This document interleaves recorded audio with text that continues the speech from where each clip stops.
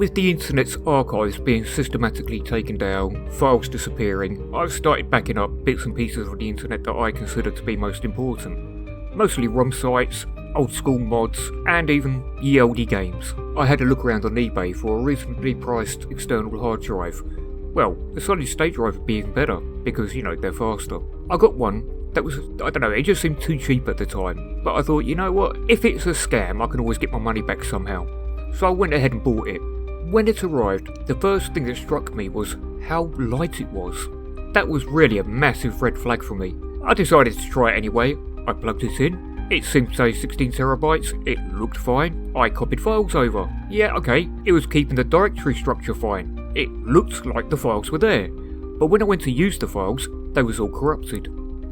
The idea that I had was to sit there, let my computer back up data from the internet for a few days while I went on holiday. Where you are? No, thanks for this. That's Ruined all right, my it's holiday. absolute Hang on a pleasure. moment. Because some of the files seemed to work, I thought, you know what, maybe I should give it another chance. I formatted the drive and copied the same files over again, but when I checked them on the destination, they started being corrupt again. So what I decided to do was hex edit the files and see exactly how they're being corrupted. Now, we're not talking they were normally corrupted like, random data, which is what you would expect. These were all null. Null from start to finish. There was no data being saved. What was happening? I have an idea. I noticed that the device itself was just pull apart plastic.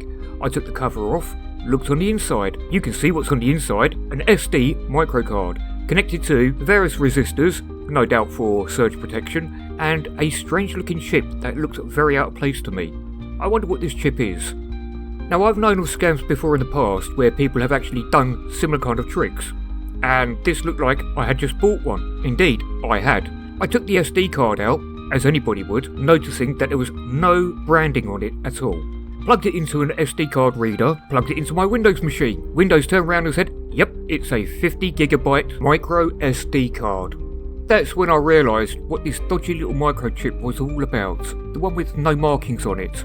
Basically what it does is it tells the device, hey, this is something it's not. This is a 16 terabyte hard drive. The thing it does is it stores the directory structure on the SD card. It also stores a bit of data, enough so that if you're copying over photographs, for example, once you hit that threshold of 50GB, they'll all become corrupt, or rather, they'll just won't be stored at all. By the time you realise that it's not actually storing the files, or you just notice that they're becoming corrupt, it's too late to return the goods.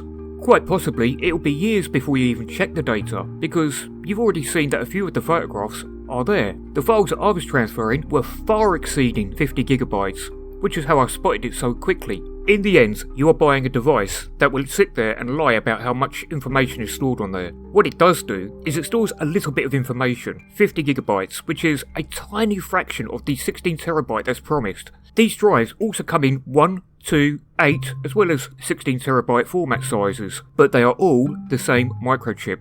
The only difference is on the packaging. Some of these drives are shipped out as 1 terabyte and cost about £30.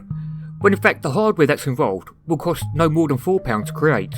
That is a massive profit that they're making off you. And like I said, if you're just storing photos, it's going to be a while before you realise. If you're going to buy yourself an external hard drive, especially a solid state one, make sure that you get yourself something with branding. I got myself a Western Digital external, and believe me, it's a lot heavier than the other one that I picked up. Also, I would recommend that you just smash as much data on the drive as soon as you get it, just to make sure that it records that data. There are sites like random.org where you can just download vast amounts of junk data, then compare it, run a checksum on it, see if it's actually saving the data or if it's just saving nothing. But always make sure that you test it before your time limit's up, because I got myself a refund. Maybe you won't.